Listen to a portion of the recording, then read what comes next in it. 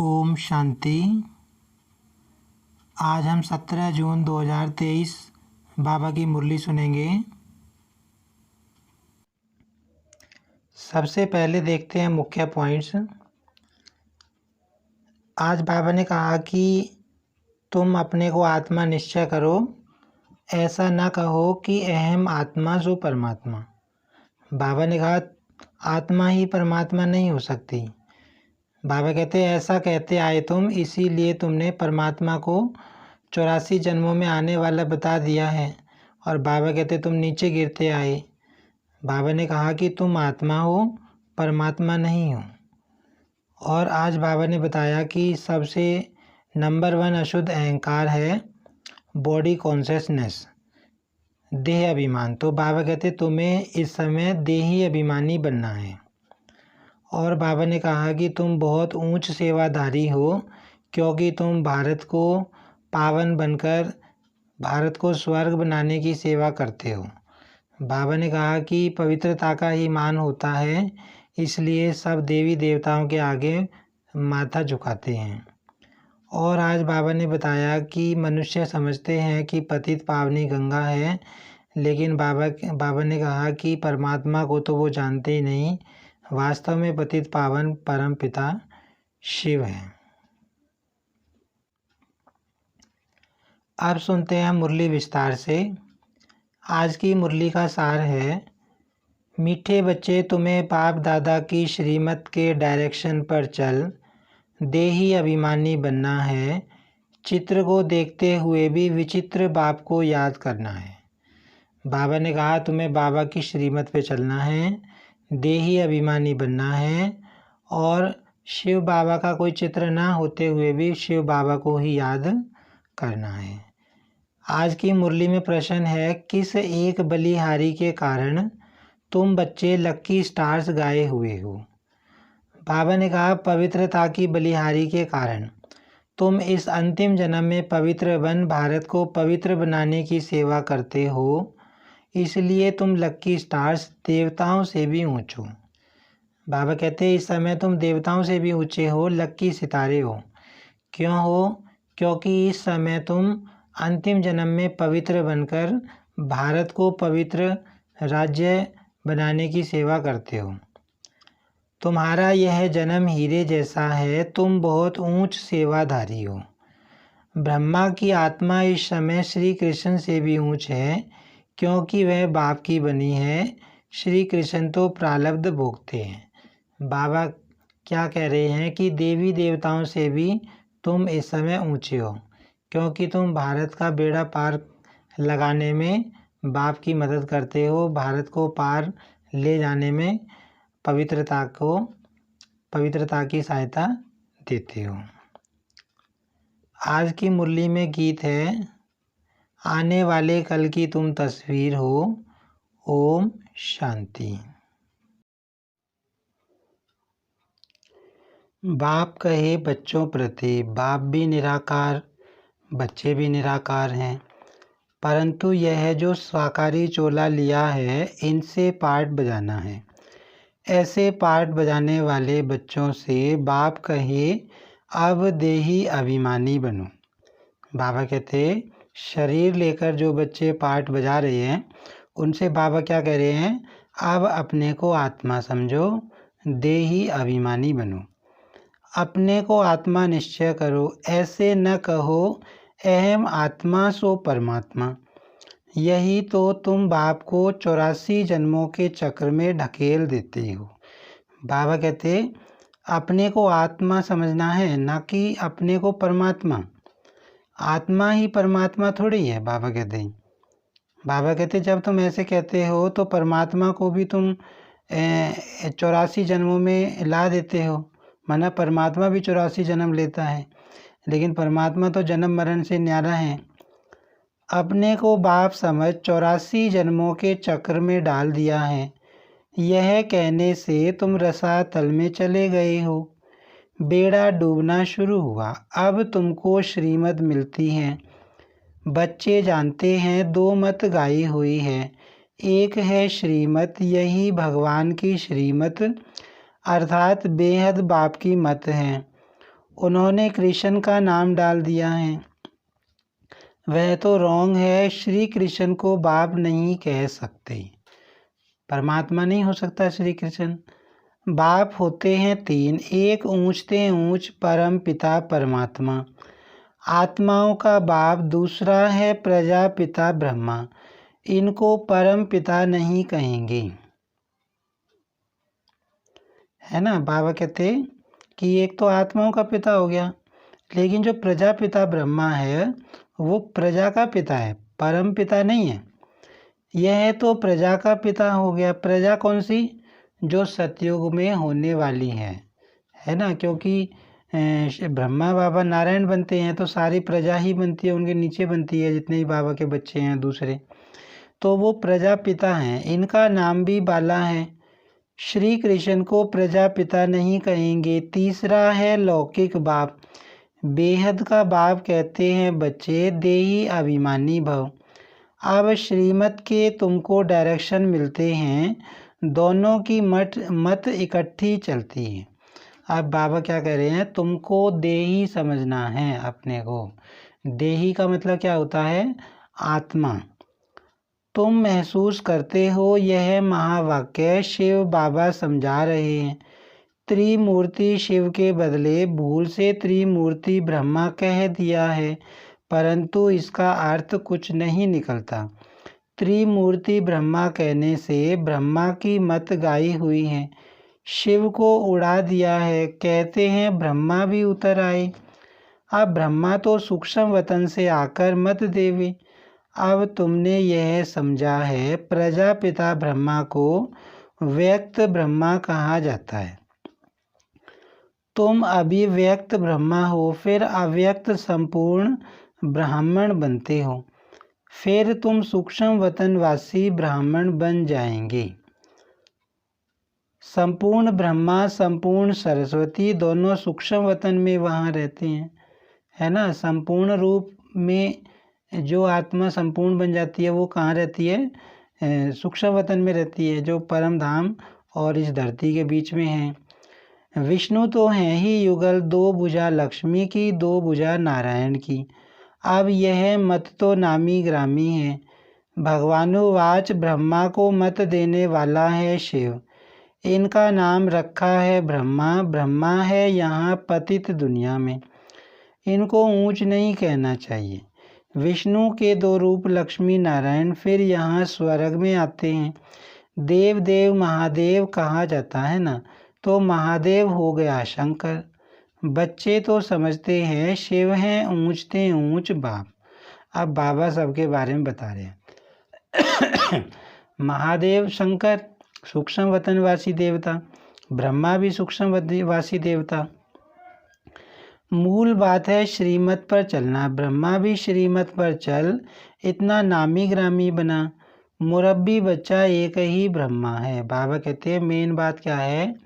बाबा की श्रीमत पर चलना है। शिव बाबा भी एक, ब्रह्मा भी एक ही है। प्रजापिता ब्रह्मा कहा जाता है ना, प्रजापिता विष्णु व प्रजापिता शंकर नहीं कहेंगे। अभी तुम प्रजापिता ब्रह्मा के सामने बैठे हो। बाप कहते हैं गृहस्थ व्यवहार में रहते अपने को आत्मा निश्चय करो। क्या कह रहे हैं बाबा? कि अपने सारे काम करो, गृहस्थ में रहो, दुनियादारी में रहो, लेकिन अपने को क्या समझना है? आत्मा समझना है। निरंतर मुझे याद करने का पुरुषार्थ करो। और दूसरा काम क्या करना है? बाबा को याद करने की मेहनत करनी है। फिर है त्याग की बात। ज्ञान भक्ति वैराग्य कहते हैं ना, वैराग्य से त्याग होता है। सन्यासी पहले वैराग्य दिलाते हैं कि यह काग विष्ठा समान सुख है, इसलिए हम घर बार छोड़ते हैं। कहते भी हैं कि भारत सतयुग में स्वर्ग था। नरक में रहने वाले कहते हैं कि हम स्वर्गवासी थे।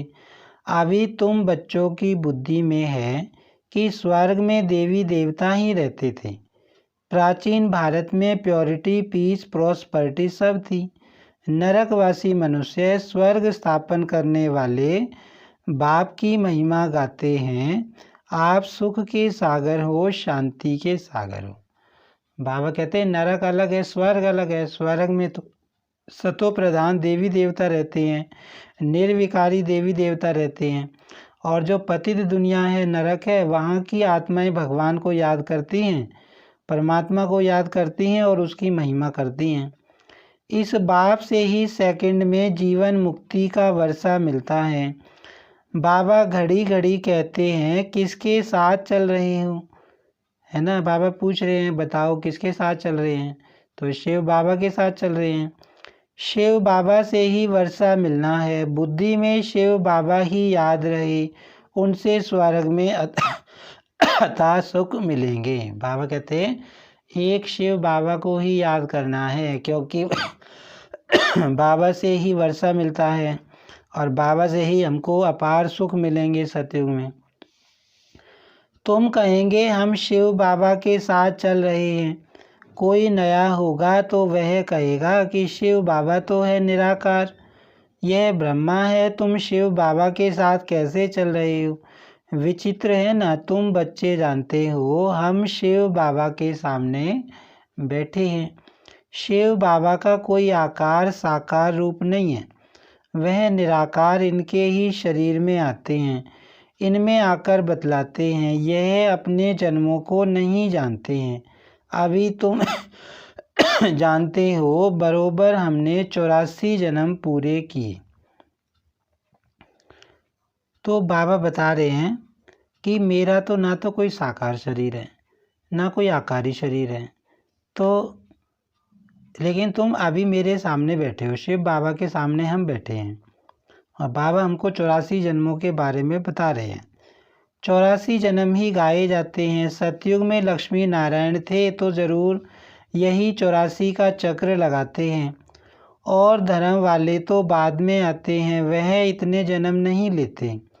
पहले आत्मा सतो प्रधान होती है, फिर पिछाड़ी में तमो प्रधान बनती है। तो यह है श्रीमत भगवान की। ब्रह्मा को भी वह मत देते हैं, परंतु मुरब्बी बच्चा होने कारण अच्छी रीति धारण कर समझाते हैं, कभी वह भी आकर समझाते हैं। आप बाबा कहते हैं कि जो ब्रह्मा बाबा हैं, ब्रह्मा बाबा सबसे मतलब ज्ञान में ऊपर गए, सबसे अच्छी धारणा, सबसे होशियार बाबा के बच्चे थे। तो बाबा कहते हैं कई बार ब्रह्मा बाबा भी बच्चों को समझा देते हैं, कहते हैं बच्चे देही अभिमानी भव। शिव बाबा भी कहते हैं, ब्रह्मा भी कहते हैं देही अभिमानी भव। अब तुम प्रैक्टिकल में सम्मुख बैठे हो, वह है विचित्र, तुम हो चित्र वाले। अब शिव बाबा को तो कोई चित्र नहीं है और हमको चित्र है। सबको कहते हो हे भाई हे आत्माएं, बाप को याद करो। आत्माओं से बात करते हैं, एक दो को सावधान कर उन्नति को पाओ।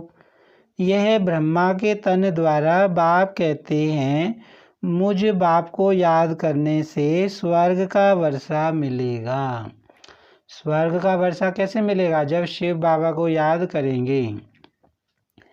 इन भूतों के वश नहीं होना। पहला नंबर है अशुद्ध अहंकार, बॉडी कॉन्शियसनेस छोड़ दो, सोल कॉन्शियस बनो, माना शरीर का अभिमान छोड़ दो, अपने को शरीर मत समझो। बाबा कहते हैं भाई भाई हो तो जरूर बाप भी होगा। ब्रदर्स सिस्टर्स का बाप हो गया ब्रह्मा, ब्रदर्स ब्रदर्स का बाप है निराकार, यह है साकार। हम सब असुल हैं निराकारी, फिर पाठ बजाने आते हैं। यह श्री श्री शिव भगवानुवाच। श्री कृष्ण की आत्मा तो सतयुग में थी, वह इस 84वें जन्म में बाप की आकर बनी है ना। जो श्री कृष्ण की आत्मा होती है वही कलयुग में लास्ट जन्म में ब्रह्मा के तन में होती है, वही आत्मा है। और ब्रह्मा बाबा के जो शरीर में आत्मा है वही जाकर फिर कृष्ण बनती है। तो कृष्ण की आत्मा से भी यह अच्छी हुई ना, क्योंकि इस समय सेवा करते हैं।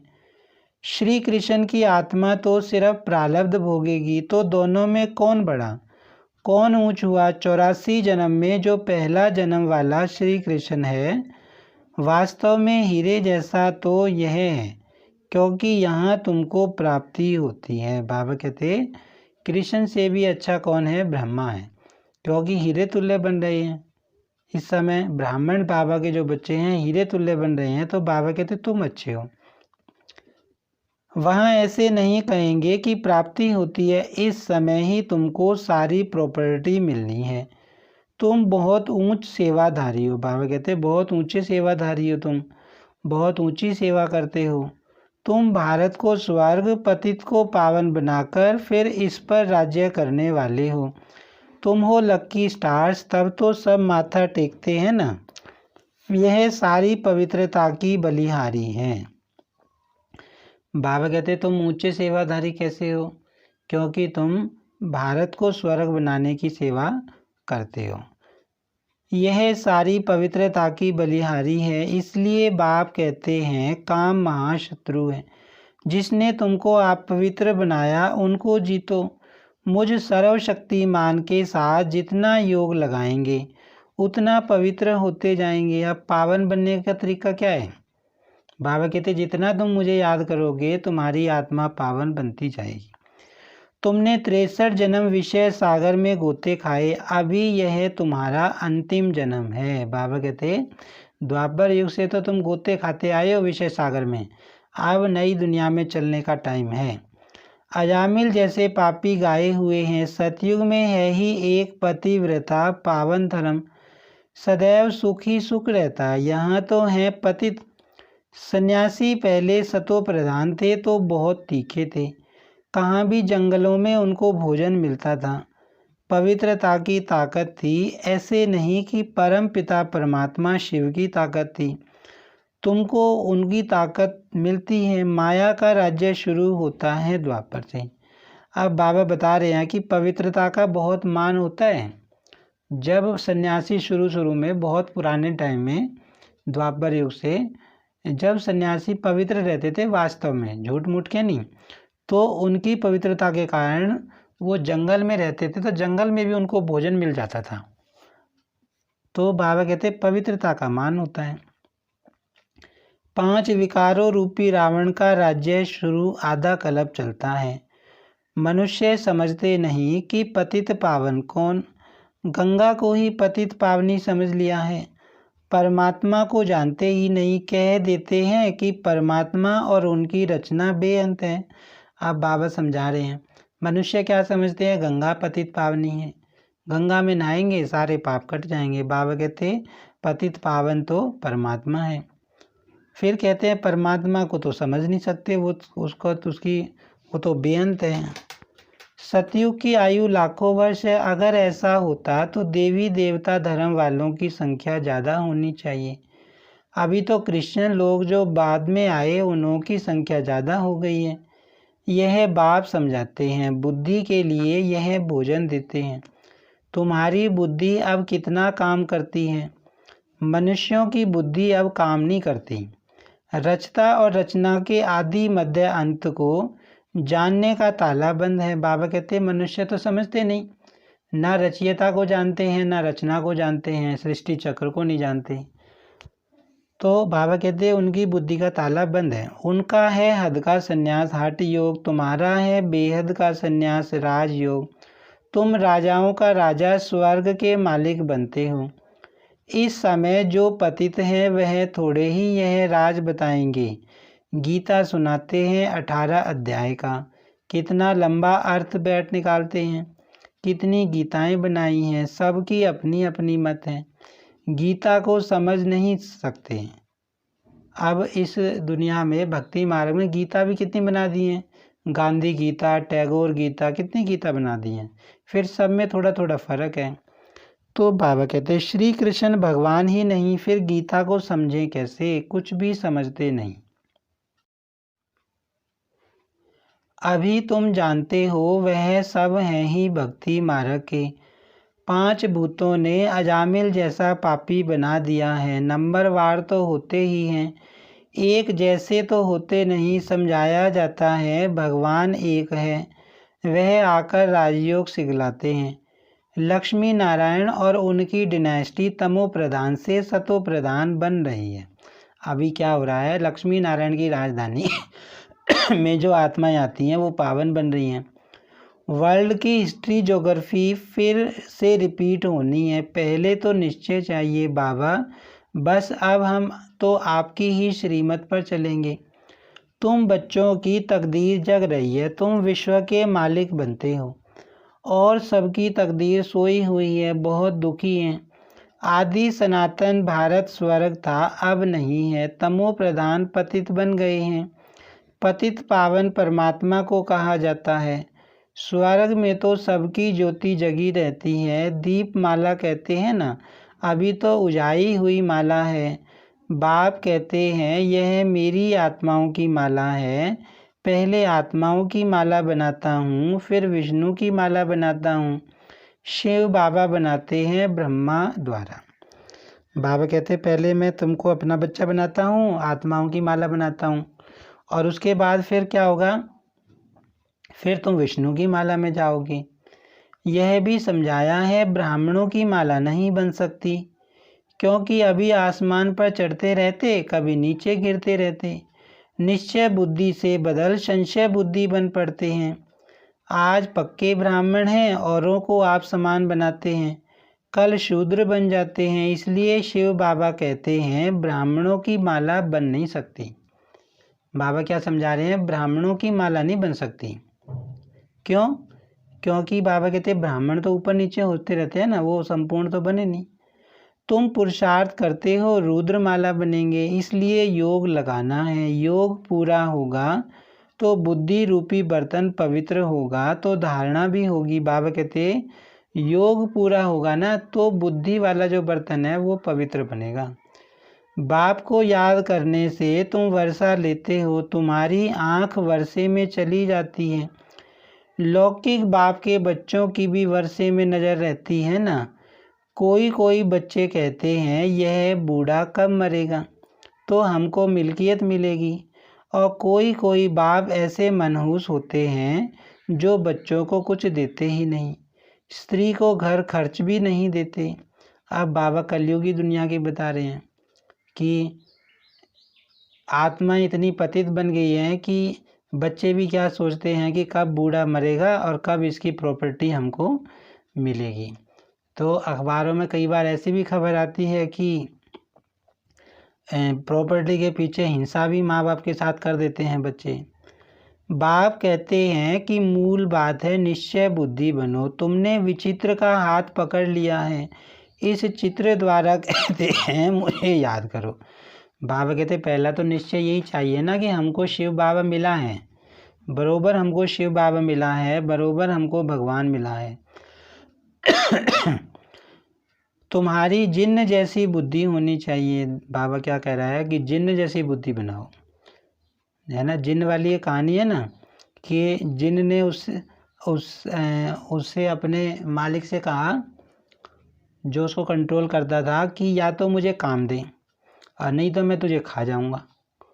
तो बाबा समझाते हैं कि ये मन भी तुम्हारा क्या है, एक तरह से जिन्न के जैसा है। अगर तुम इसको काम देकर नहीं रखोगे ना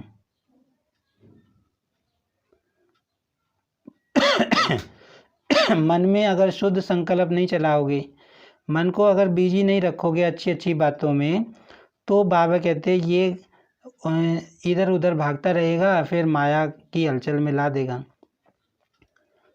तो बाबा कहते तुम्हें तुम्हारी बुद्धि जिन्न जैसी होनी चाहिए, हमेशा बुद्धि बाबा की याद में मगन। शिव बाबा परम धाम में रहते हैं। अभी शिव बाबा मधुबन में मुरली चलाते होंगे, घड़ी घड़ी शिव बाबा को याद करना पड़े। अभी तुम यहाँ बैठे हो, वही कहते हैं मामेकम याद करो तो तुम मेरी माला का दाना बन जाएंगे। यह है रुद्र ज्ञान यज्ञ, इसमें ब्राह्मण भी जरूर चाहिए। शास्त्रों में कोई यह लिखा हुआ नहीं है कि जगत अम्बा ब्राह्मण थी, यह बाप ही समझाते हैं। परंतु माया भी बड़ी तीखी है, निश्चय होते होते माया फिर झट संशय में ला देती है। माया भी कड़ी है ना। पक्का निश्चय हो गया हमको भगवान मिल गया है, फिर किसी की कोई बात सुन ली, कोई बात देख ली, तो निश्चय डगमगा जाता है कि पता नहीं है भी भगवान के नहीं है। तो माया बाबा कहते हैं संशय में ला देती है। फिर श्रीमत लेने लिए बुद्धि चलती नहीं है, उनका पद भी भ्रष्ट हो जाता है। चढ़े तो चाके बैकुंठ रस, गिरे तो चकनाचूर, प्रजा में भी कम पद। तुम हो लक्की ज्ञान सितारे, तुम्हारे ऊपर बहुत जिम्मेवारी है। बाबा कहते हैं खबरदार रहना, विकार में नहीं जाना। तुम्हारा धंधा है पतित को पावन बनाने का, कोई को भी दुख मत दो। बाबा क्या कहते हैं? दुख नहीं देना किसी को, सदा सुखी बनाना है। बाप बच्चे बच्चे कहकर समझाते हैं, फिर भी बुजुर्ग हैं, इनकी आत्मा को भी बच्चा कहेंगे। यह आत्मा भी उनको बाप कहती है।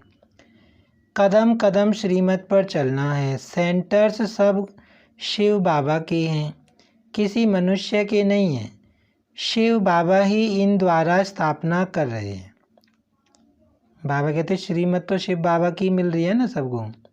अच्छा मीठे मीठे सिक्की लदे बच्चों प्रति, माता पिता बाप दादा का याद प्यार और गुड मॉर्निंग। रूहानी बाप की रूहानी बच्चों को नमस्ते। हम रूहानी बच्चों की रूहानी बाप दादा को याद प्यार और नमस्ते। आज की मुरली में धारणा के लिए मुख्य सार है, बुद्धि को रोज ज्ञान का भोजन दे, शक्तिशाली बनाना है। योग से बुद्धि रूपी बर्तन पवित्र बनाना है। बाबा कहते हैं योग से बुद्धि रूपी बर्तन तुम्हारा पवित्र बनेगा। हमने विचित्र बाप का हाथ पकड़ा है, इस निश्चय से घड़ी घड़ी बाप को याद करना है, कोई को भी दुख नहीं देना है। क्या सोचना है कि हमने शिव बाबा का हाथ पकड़ा है। आज की मुरली में वरदान है, रियलाइजेशन द्वारा निर्बल से शक्तिशाली बनने वाले मास्टर सर्वशक्तिमान भव। मानव जीवन की मानवता का आधार आत्मा पर है। मैं कौन सी आत्मा हूँ, क्या हूँ? यदि यह रियलाइज़ कर लें तो शांति स्वधर्म हो जाए। बाबा कहते मैं कौन हूँ, अगर ये पता चल जाए है ना, अगर इसको महसूस कर लें तो बाबा कहते फिर शांति ढूंढनी नहीं पड़ेगी। मैं श्रेष्ठ आत्मा हूँ, सर्वशक्तिमान की संतान हूँ, है ना। क्या बुद्धि में आना चाहिए? मैं श्रेष्ठ आत्मा हूँ, अच्छी आत्मा हूँ, और किसकी संतान हूँ? सर्वशक्तिमान की संतान हूँ। यह रियलाइजेशन निर्बल से शक्तिशाली बना देता है। ये जो महसूसता होती है ना, मैं सर्वशक्तिमान बाप का बच्चा हूँ, मैं भगवान का बच्चा हूँ, तो बाबा कहते हैं जब ये महसूसता आती है, जब हम इस स्वमान को मनन करते हैं, रिवाइज करते हैं, तो आत्मा मजबूत बन जाती है, शक्तिशाली बन जाती है। ऐसी शक्तिशाली आत्मा व मास्टर सर्वशक्तिमान आत्मा जो चाहे जैसे चाहे वह प्रैक्टिकल कर सकती है। बाबा कहते हैं कि फिर उस आत्मा के अंदर ताकत आ जाती है, वो कुछ भी कर सकती है। आज की मुरली में स्लोगन है, जो मनसा महादानी है वह कभी भी संकल्पों के वश नहीं हो सकते। जो मनसा सेवा करते हैं वो अपने संकल्पों के वश नहीं हो सकते। आज की मुरली से हम स्वमान लेंगे, मैं आत्मा मास्टर सर्वशक्तिमान हूँ। ओम शांति।